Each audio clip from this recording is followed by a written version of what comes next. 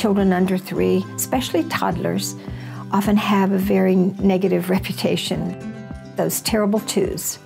We often think toddlers are unruly, that they're very egotistical, which they are and they need to be for a while. We often think of them as being very difficult to handle, very difficult to discipline. Before the will develops, there is an energy that's directing a child's development. That energy is referred to as the horme.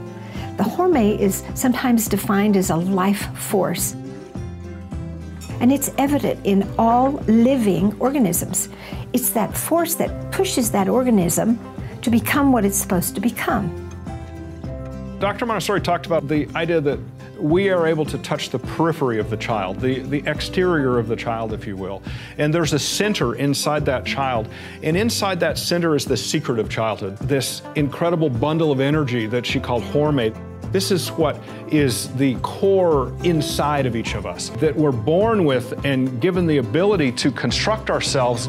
No parent taught their child to speak or taught their child to move. It was because they're driven from inside. Young children have a very active horme. So children aren't being disobedient to adults. They're really obeying this very strong, very internal force that they can't deny. So a child that has to move all the time is being moved from inside to do that movement. That's the power of this horme. Nature knows that's the process and is putting that child on that path of development so that they can stand and free their hands. And then they can explore the environment, and that's when we need to give them materials to manipulate, to develop the control and coordination that happens.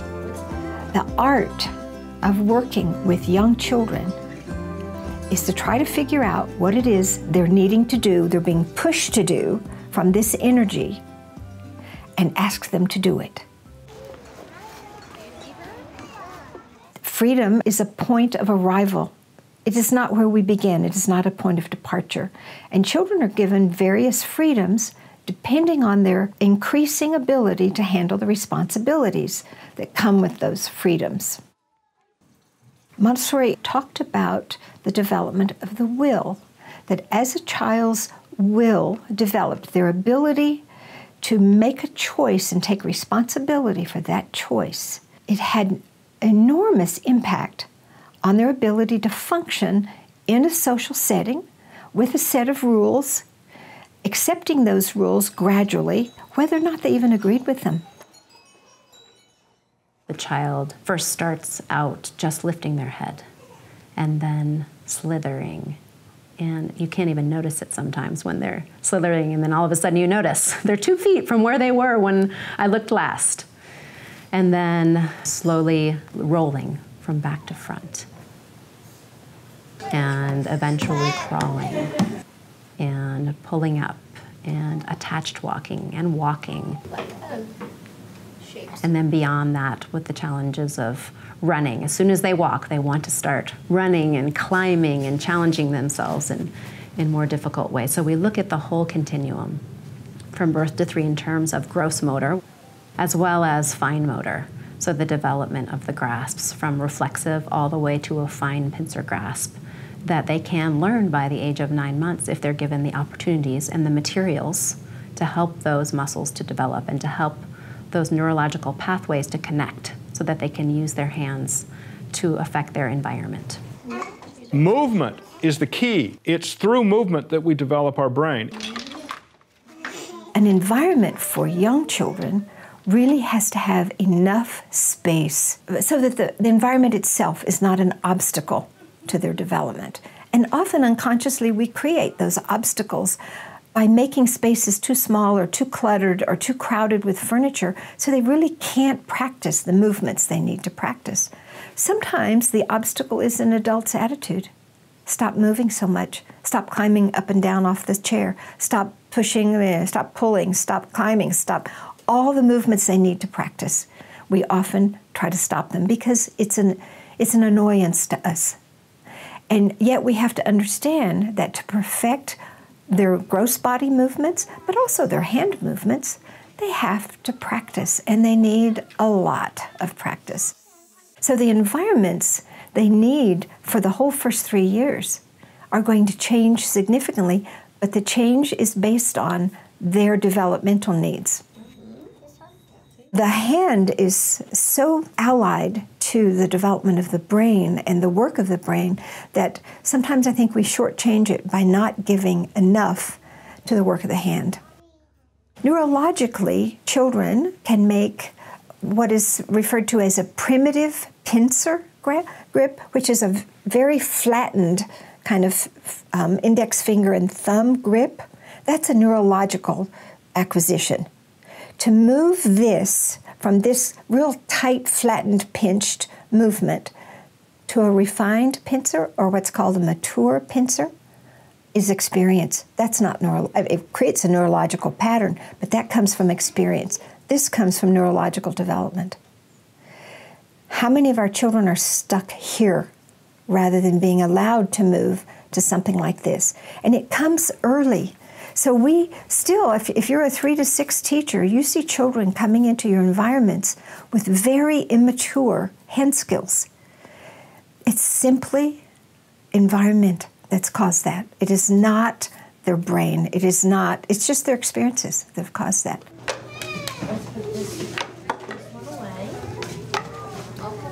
During the second year, the child is becoming a socialized human being. Up until that point, they're very egotistical. But gradually, they come to understand everyone in this group has certain needs, has certain rights, not just me. And as they understand that, this social development is occurring simultaneously with the hormone declining in its power and the will becoming stronger and stronger. And we support that development by giving young children choices, but also allowing them to experience the consequence of those choices. We empower them by giving them choices.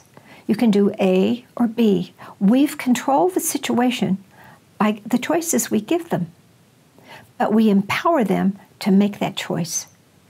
You need to get off the table. Can you do it by yourself, or do you need me to help you? We're going outside. Can you put your shoes on by yourself, or do you need some help? That's a choice. So when we can empower them that way, we're also feeding this developing will, because they're making choices that they get to see the responsibility for. I think one of the secrets to making all of this work with toddlers is to have very few rules. We have one overriding rule. You may do nothing that hurts yourself, others, or the environment. If you think of that overriding rule, that gives you such a big parameter to guide this development. And we try to use a positive approach. We walk inside, we run outside, we talk inside, we yell outside. So we give them all of these limits, if we want to call them limits, by voicing them in a positive way. If children are living in an environment where there are no limits, where they can do anything they want, whenever they want, however they want, that is absolute abandonment, the greatest fear of a child. So that the limits that we do create, and there aren't very many, but the ones that are there are very clear, give a child a structure. Give them the security of knowing, this is what I can do here, this is what I can't do here. And gradually, they reach a point where they can consciously choose to obey that structure. Practical life with toddlers is interesting. It's often messy. It often involves a lot of water, and you just know that. You know that's part of the attraction of it to them. There's a lot of collaborative work around practical life in the beginning, and as the adult, we watch how their motor skills are coming along, how their cognitive skills are developing, and as they appear to be able to do bits and pieces of a piece of work independently, the collaboration diminishes and they take over more and more of the work to So the next thing you know, they're doing the work independently.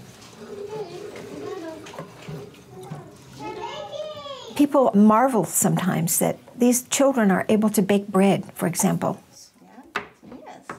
The smell of baking bread is a great aspect of a community. But this is a contribution they're making to the communal lunch. It's not something they're just doing for themselves. Their initial motivation, of course, is an egotistical one. But at the lunch itself, someone asks, "Who baked this bread today? It is so good. Thank you so much for baking this bread." Bon appetit. You may begin to read. Thank you for reading. Pizza.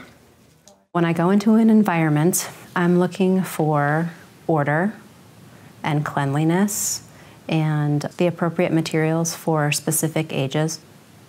One of the things that's challenging for teachers when they first come out of training is which materials do I have in my environment? However, you don't always have every single child that needs every single material that's in your album at the same time. So you have to look at the children that are there, that are present. Are there things on the shelves that children don't even look at or notice? That environment needs to be dynamic. It needs to change according to the child's needs. And that doesn't mean we change the entire environment every week. But it does mean that we have to observe, to pay attention to what the children are using, what they're not using, what they're misusing as well, because that can be also a flag telling us, okay, this is not an appropriate material right now. They're trying to use it and it's just not working and they're not getting anything out of it and they're actually being destructive with it. So it's not feeding a need. So I'm looking to see that the materials are connected with the children and somehow helping the teacher to understand that also, to train her to observe, to train her eye to see those kinds of things, what the child really needs in terms of their motor skills, in terms of their interests, because it's not only about ability and what they can do, it's also about what they're interested in. Children of this age are showing us every day what they need.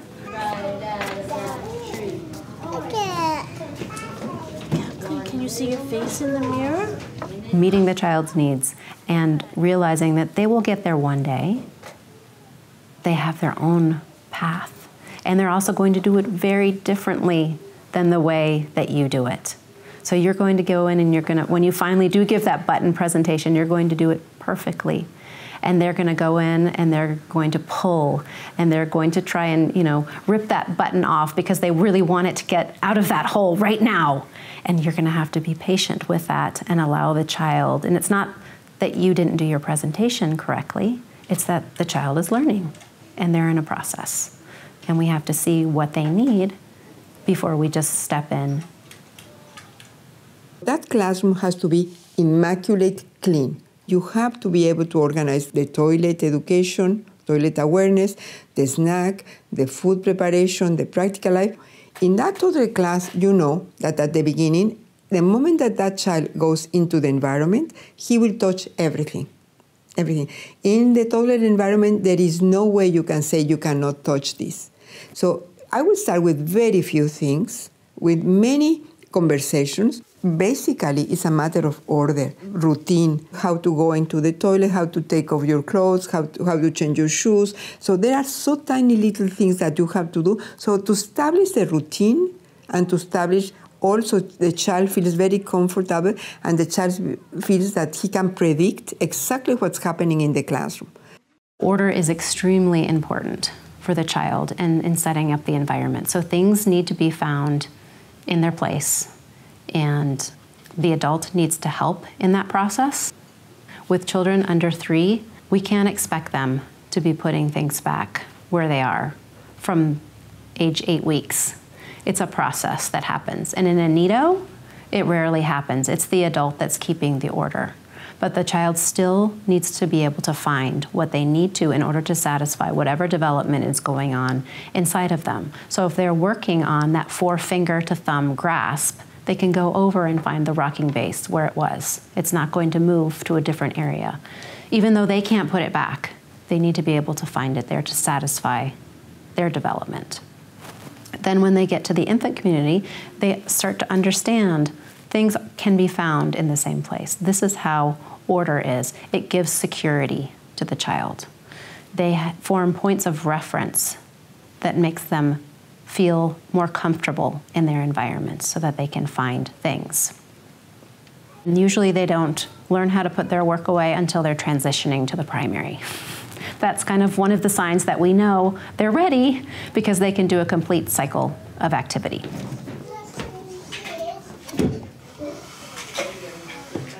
So in the beginning, they're just going over and working at the shelf, knowing where that item belongs.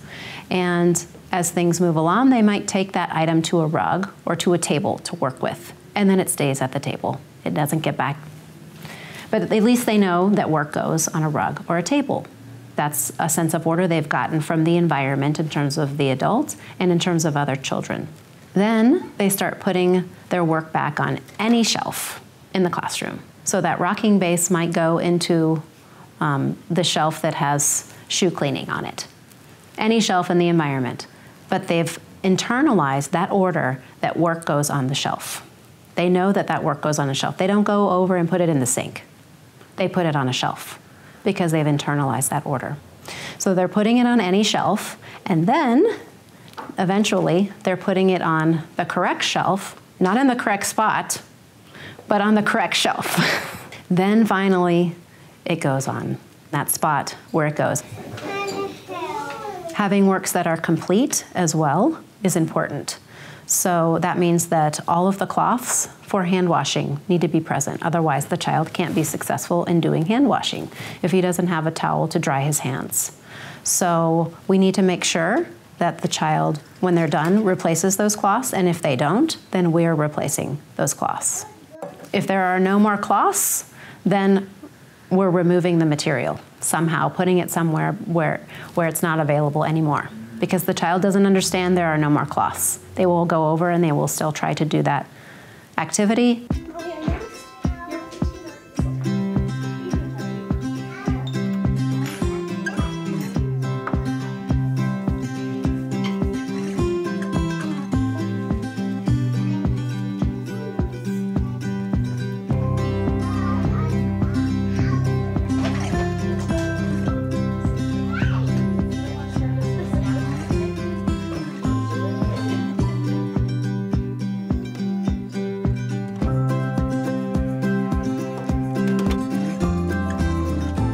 Being comfortable with getting messy. Being comfortable with letting children do things that aren't in your album. Being comfortable with allowing them to make mistakes, to see what happens if they do things in a different way. Things like that are challenging when you are working in a community. We have to give up a lot of control and be patient and breathe and have a strong center and be really grounded to accepting these children's possibilities and their accomplishments. And what an accomplishment is. An accomplishment is learning and having a smile and being joyful and feeling good about yourself. You're there because you're the support, and you are the one that prepared this physical environment so that the child can do that independently, can do that work, can succeed, and can gain that feeling of normalization, of using their mind and body together to be a happy human being. That positive experience of being able to do for himself and to succeed without anyone interrupting is going to stay with him, and that's what we want him to take away.